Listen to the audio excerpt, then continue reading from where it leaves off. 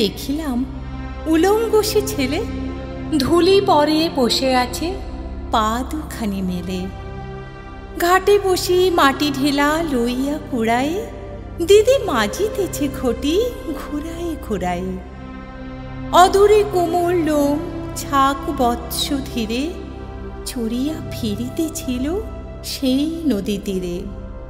সহসা সে কাছে আসি থাকিয়া থাকিয়া বালকের মুখ চেয়ে উঠিল ডাকিয়া।